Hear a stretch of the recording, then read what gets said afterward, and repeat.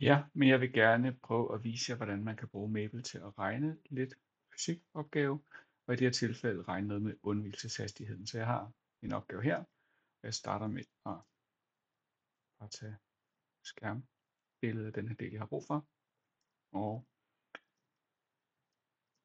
sætte ind i Maple, så jeg ved, hvad jeg skal lave.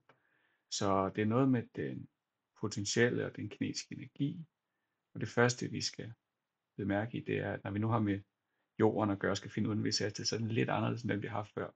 Den følger den her formel, hvor at vi har en gravitationskonstant. Den er konstant for hele universet, så vidt vi ved. Så har vi massen af det ene objekt, og massen af det andet objekt, og radius. I det her tilfælde der er det altså massen af bolden, massen af jorden og jordens radius. Så lad os prøve først at vi skal vise, at hvis den kinetiske energi er lige med minus den potentielle, altså summen af de to er bevaret, det er den mekaniske energi, og så sætter vi den mekaniske energi til 0, så kan vi finde undvigelseshastigheden på den her måde. Så jeg starter hernede med at lave et tekst. Skrive opgave 1. Og nu vil jeg først vise det i hånden, og derefter vil jeg vise det med brug af solve. Så først og fremmest lidt tekst. Sætter den kinetiske minus den potentielle g og løser ligningen for hastigheden. Sådan der. Nu har jeg skrevet, hvad jeg gerne vil gøre. Det er matematikfelt. Trykker Command R for regning. Så skriver jeg først den, jeg ser herovre, den kinetiske energi. Det er en halv gange med massen af bolden og gange med hastigheden. Så velocity i anden. Derefter skriver jeg den minus den potentielle energi, det vil sige minus det, der står heroppe. Det er altså minus minus g, det bliver bare g, gange lille m, gange store m, og begge de her to divideret med radius. Det første jeg gør, det er gange med 2 på begge sider af lighedstegnet, og dividere med m på begge sider. Hvis jeg dividerer med m, jamen så forsvinder m på begge sider, og der kommer til at stå et total herover, hvis jeg ganger med 2. Så vi sætter lige en dobbeltpil for at vise, at vi er i gang med at løse ligninger. Så kommer til at stå v i anden på venstre side, lige med g gange med 2 gange med m, og det hele over r. Det eneste, mangler nu, det er at fjerne i anden. Det modsatte af i anden, det er kvadratrod. Så vi tager kvadratroden på begge sider. Der er både et positivt og negativt resultat, og derfor kun sætter en pil mod højre. Så hastigheden, det bliver altså kvadratroden af, og faktorernes orden, det kan være for en række flere gange i, så nu skriver jeg 2 gange m gange g divideret med r. Det var jo det, vi skulle vise. Så relativt simpelt at gøre i hånden. Men vi kan også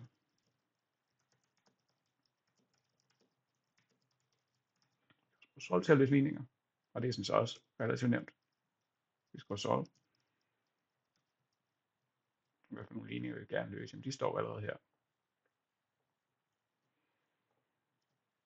Og så vi har skrevet ligningerne op, og der er jo en masse bogstaver, og så vi skal fortælle Maple, hvad for et bogstav vi godt have isoleret fra indstillet lighedstegner. Det er altså V i det her tilfælde.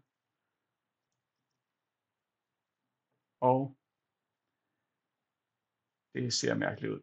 Det er fordi, at jeg har siddet og lavet noget andet her. Hvis tingene ser mærkeligt ud på den måde, så lad os lige skrive restart. De er allerede prøvet at regne det ud en gang før.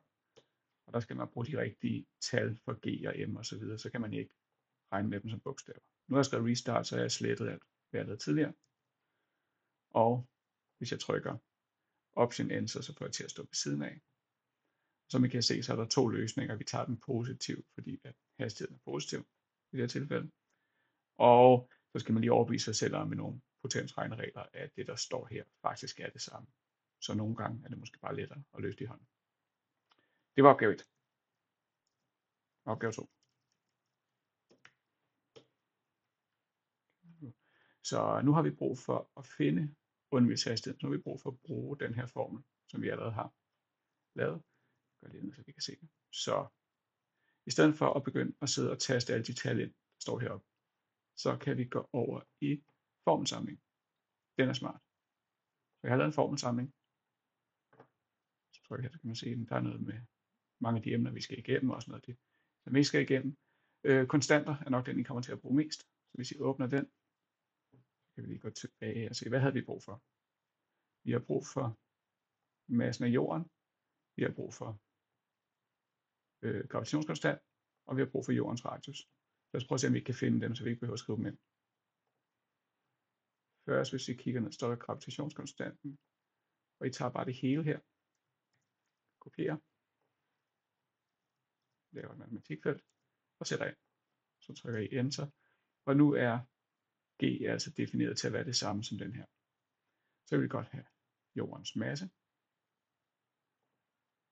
Den står hernede i jordens masse. Store MJ. Jeg kopierer den. Og hvis vi skal have det til at passe med, hvad der står i formen heroppe, så må vi hellere kalde den for M i stedet for MJ.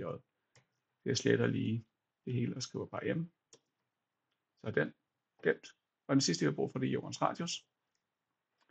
Og den står her. Store RJ har jeg kaldt det her i formelsamlingen. R for radius, J for jord. Og jeg kunne igen godt tænke mig, at den bare hedder lille r, fordi det er det, vi bruger i opgaven her. Så. Gå lidt ned, så vi kan se, hvad vi laver. Så den hastighed, vi gerne vil finde, den er lige med. Så laver jeg nu et tekstfelt og et matematikfelt, fordi så står der V lige med, og det kommer ikke til at ændre sig, når jeg nu begynder at regne. Så hvad skal vi have? Vi skal have en kvadratrod. Jeg har gemt det som en favorit. Så skal vi have total. Så skal vi have jordens masse, den er gemt som M. Så skal vi have gravitationskonstanten, den er gemt som G. Og alt det her skal vi have med jordens radius, der er gemt som R. Så trykker jeg Option Enter. Og får et resultat, som I måske ikke bliver sådan vildt glade for, eller rettere sagt. Hvad står der her? Der står 11.179. Og så står der den her mærkelige enhed. Hvis man går herover, her, de her dobbeltpile, og trykker på dem, så kan man alle mulige approximate og så videre. Man kan også vælge hernede under unit og sige, hvad vil vi egentlig gerne vide. Vi kan lave det om til standardenheder. Det er faktisk standardenheder i forvejen. Så kan vi vælge, den foreslår, har I ikke lyst til at få det i miles per hour? Det vil vi helst ikke. Vi kan godt tænke at få det i kilometer i timen. Så laver den det om og siger, okay, det du gerne vil vide, det er altså, hvor hurtigt skal du bevæge dig for undvigelseashastigheden. Og det er altså, hvis man bevæger sig med 40.000 cirka kilometer i timen, jamen så vil man kunne slippe væk af jordens tyngdefelt. Så det er beregning her, og det er altså rigtig smart at bruge de her enheder og bruge dem herover i højre side. Så var der opgave 3.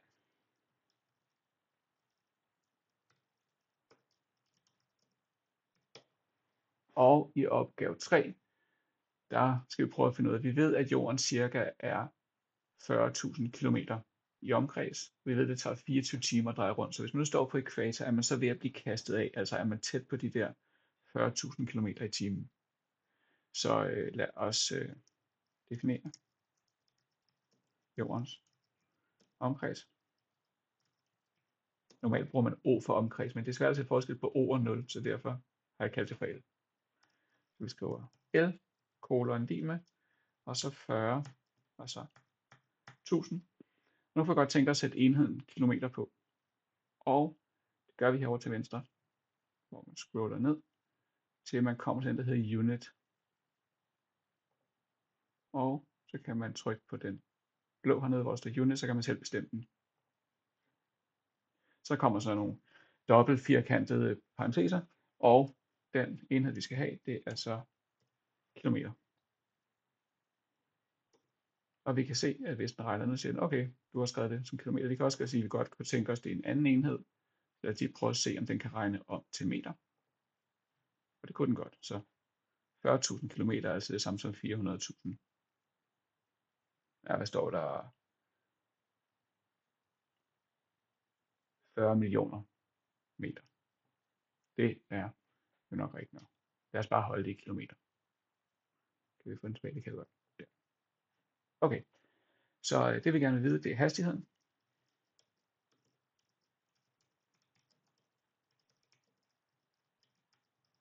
Omkring ekvator. Så vi siger V. Lad os give det en eller anden form. Hvis man trykker 2 gange subscript, så får man sænket skrift. Og jeg vil skrive, at det er ekvator, vi er i gang med. Og hvad det er lige med. Vi laver igen et tekstfelt og et matematikfelt. Jamen hastighed, det er jo længden, man bevæger sig, divideret med, hvor lang tid det er taget. Så det er altså L, så divideret med 24. Der skal vi igen have enheder på. Og på engelsk, så hedder det hour. Så vi sætter det på sådan der. Og så regner den ud, at det er det samme som 5.000 tredjedele. Og vi kunne godt tænke os at få et kommatal, så lad os sige approximate. Så cirka 1700 km i timen. Det er den hastighed, vi bevæger os med, bare ved at stå på ekvator. Og det er jo heldigvis meget, meget mindre end 40.000. Så vi er altså ikke ved at falde af. Hvis man er ved at falde af, så vil man jo også føle, at man næsten ikke vejede noget, når man stod på ekvator. Det gør man ikke. Man føler sig en lille smule lettere i forhold til, når man er ved Nordpolen og Sydpolen, men ikke meget. Så det var et eksempel på, hvordan man kan bruge enheder i Maple. Det var et eksempel på, hvordan man kan bruge